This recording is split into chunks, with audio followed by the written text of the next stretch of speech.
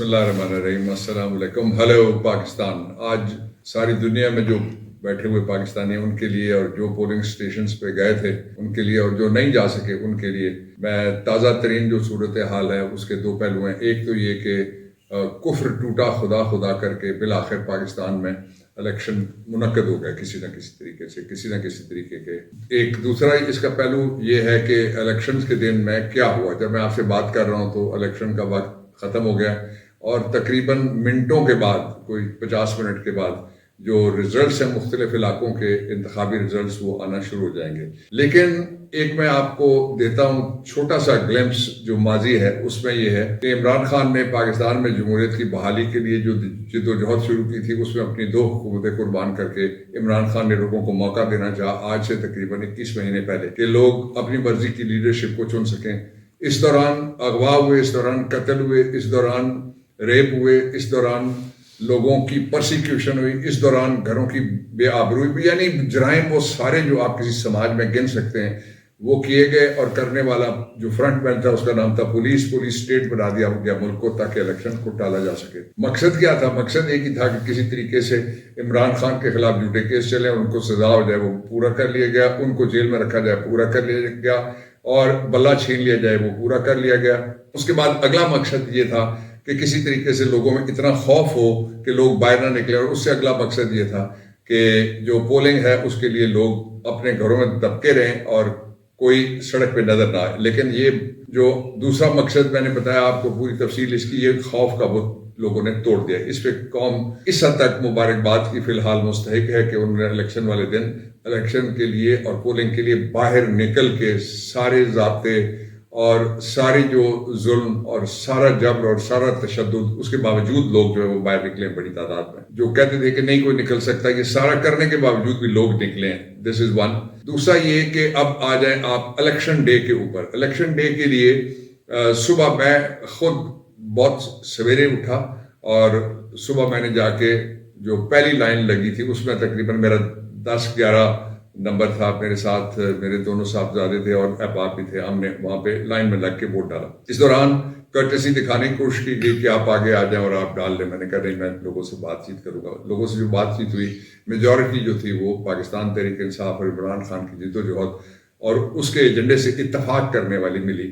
یہی واپسی پہ بھی کئی جگہ میں نے دیکھا کہ کئی جگہ سے مراد یہ کہ بہت ساری جگہ کہ لوگ وہ نکل رہے ہیں اور لوگ آ جا رہے ہیں. لیکن اب میں آپ کو بتاتا ہوں کہ جو پولنگ ڈے کے اوپر 11 مختلف طریقے سے دھاندلی کی گئی ہے، اور جو آخری 2 طریقے رہ گئے وہ بھی میں آپ کو بتاتا ہوں. ٹوٹل ہو جائیں گے 13 طریقے. سب سے پہلے رات سے ہی مختلف علاقوں میں جو انٹرنیٹ شٹ ڈاؤن تھا وہ شروع کر دیا گیا. کافی احتجاج اس کے اوپر ہوا، اور جو پی ڈی ایم کی جماعتیں ہیں آپس میں وہ ایک دوسرے سے چونکہ الیکشن لڑ رہی تھی، ایک دوسرے کے اوپر انہوں نے الزام بازی بھی کی. نمبر 1، انٹرنیٹ بند ہونے کے 2 مطلب ہوتے ہیں. ایک مطلب یہ ہے کہ جس جگہ کے اوپر سے جو مرضی چاہے وہ نتائج نکال کے، یعنی ووٹ کسی کو اگر 100 ملا ہوا ہے، اس ووٹ کو وہ اگر چاہیں گے تو 188 کر دیں گے، اوپر ایک 0 کے اور گول دائرہ 2 جگہ ماریں گے تو وہ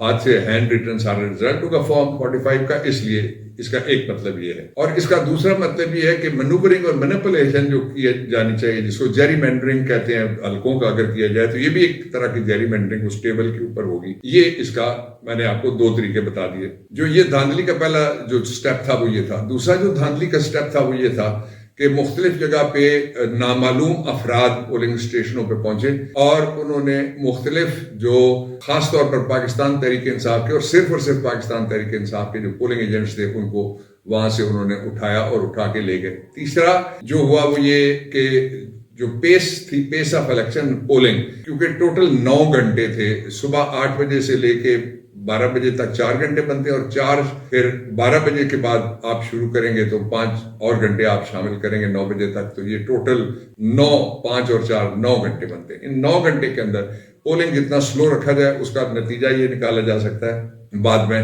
کہ دیکھیں جی لوگوں نے الیکشن میں کوئی زیادہ حصہ نہیں لیا، اور جو کہتے تھے ہمارے لوگ باہر نکلیں گے وہ باہر نہیں نکلے. لیکن پری ڈومیننٹلی باہر جو نکلنے والے تھے وہ تحریک انصاف سے ان کا تعلق تھا. تیسرا اور جو اس کا اگلا نقطہ تھا دھاندلی کا وہ یہ تھا کہ یہ خاص طور پہ ملتان کے علاقے سے مجھے کافی لوگوں نے رابطہ کر کے یہ بتایا، اس لیے فرسٹ ہینڈ انفارمیشن آپ کے سامنے رکھ رہا ہوں کہ جو فارم 45 ہے وہ لے کے ہی کوئی نہیں آئے ہوئے تھے جو پریزائڈنگ آفیسر اور پولنگ آفیسرز تھے وہ، اور انہوں نے کہا کہ ہمیں جو دیا گیا تھا وہ ہم لے آئے ہیں، اگر اور کوئی بات کرنی ہے تو آپ چلے جائیے اور الیکشن کمیشن سے بات کیجیے گا۔ اگلا، مختلف جگہ پہ تشدد کے ذریعے سے لوگوں کو روکنے کی کوشش کی گئی، اس سے اور کی گئی اور کامیاب کی گئی۔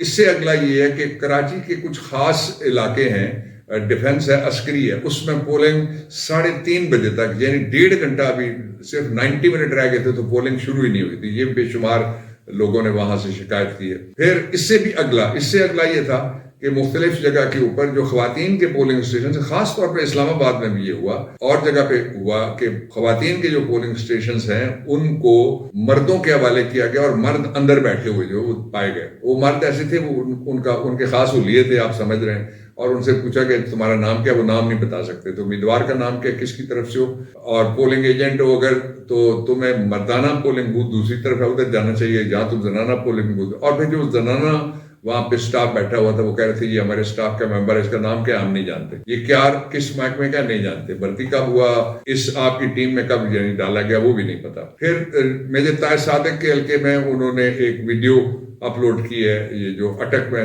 2 حلقے ہیں ان میں سے، کہ ان کی جو پولنگ ایجنٹ پہنچا ہے اس کو اغوا کر لیا گیا۔ اس کا مطلب یہ ہو گیا کہ ایک طرح سے واک اوور ہے دوسری سائڈ کو، کہ جو مرضی وہ نتیجہ مرتب کریں، ووٹ جدھر مرضی لوگ ڈالیں۔ فارم ہوتا ہے وہ ایک کاغذ، جب اس کو وہ بھریں گے تو اس میں جس کے ہاتھ میں قلم ہے وہ بھرنے والا اس پہ اپنی مرضی کے ریزلٹس نکال کے لکھ سکتا ہے۔ اس کے بعد 2 طرح کی اور جو دھاندلی تھی وہ بھی بڑے زوردار طریقے سے ہوئی ہے۔ ایک یہ کہ جو مینجمنٹ ہے، الیکشن کی جو مینجمنٹ ہے، اس کو جب یہ کہا گیا کہ یہ آپ نیٹ کس طرح سے بند ہو گیا تو انہوں نے یہ معذوری ظاہر کی ہے کہ ہم اس سلسلے میں کچھ بھی نہیں کر سکتے، الیکشن کمیشن مینجمنٹ کا بیسکلی ذمہ دار ہے۔ اور پھر اس کے ساتھ ہی ایک ایسا آدمی، مجھے گاؤں کی کہانی یاد ہو گئی ہے کہ ایک پہلوان پالتے رہے لوگ 11 سال کے، وہ بڑا ڈاکو 11 سال بعد میں آتا تھا، لندن سے آیا، وہ آ کے پورے گاؤں کو لوٹتا تھا، بچوں عورتوں کو پکڑ کے لے جاتا تھا، جو صحت مند ہوتے تھے ان کو غلام بنا دیتا تھا، بزرگوں کو مار دیتا تھا، اور ڈور ڈنگر ان کے مال مویشی بھی ساتھ لے جاتا۔ تو وہ کھا کے دیسی گھی اور حلوے اتنا موٹا ہو گیا، جس دن ڈاکو آیا تو لوگوں نے اس کو جگانے کی کوشش کی تو اس نے کہا کہ میرے اٹھنے کا بھی ٹائم نہیں ہوا، اور ڈاکو پورا گاؤں لوٹ کے چلا گیا۔ یہ جو ڈاکو آئے ان کو گاؤں لوٹنے کی اجازت دینے والی جو کیئر ٹیکر گورنمنٹس بٹھائی گئی تھی، آج اس نے کہا لوگوں کے کیا مسائل ہیں ہمیں کچھ نہیں پتا۔ میں یہ ریکارڈ کے لیے کہنا چاہتا ہوں، یہ آرٹیکل 6 کے ملزم ہیں، یہ قوم کے مجرم ہیں، یہ اس نظام کے، جمہوریت کے، دستور کے، آئین کے، قانون کے مجرم ہیں، یہ کبھی نہ کبھی ضرور پکڑے جائیں گے، مارک مائی ورڈز۔ اب آئیے، الیکشن کا ٹائم ختم ہو گیا۔ اس کے بعد میں نے آپ کو 11 قسم کی دھاندلی وہ بتائی جو آج ایکسرسائز کی گئی، اور 2 دھاندلیاں اور جو ہو سکتی ہیں وہ میں آپ کے سامنے رکھنا چاہتا ہوں۔ ایک تو یہ کہ کسی نے کہا تھا کہ پکڑے جاتے ہیں فرشتوں کے لکھے پہ ناحق آدمی، کوئی ہمارا دم تحریر بھی تھا، جو ایک ورژن آدمی کوئی ہمارا دم تحریر نہ تھا یہ بھی ہے، جو اس وقت کمپائلیشن آف ریزلٹس ہو رہی ہے، انٹرنیٹ بند ہونے کی وجہ سے وہ مینول ہے، یعنی ہاتھ سے ساری کی جا رہی ہے، اور انٹرنیٹ کے علاوہ کوئی دوسرا ذریعہ نہیں۔ الیکشن کمیشن اگر یہ دعویٰ کرے کہ نیٹ کے ساتھ اس کا کوئی تعلق نہیں ہے تو کیسے ہو سکتا ہے؟ وہ جتنا سسٹم ہے کہ کوئی اگر وہاڑی میں بیٹھا ہوا بندہ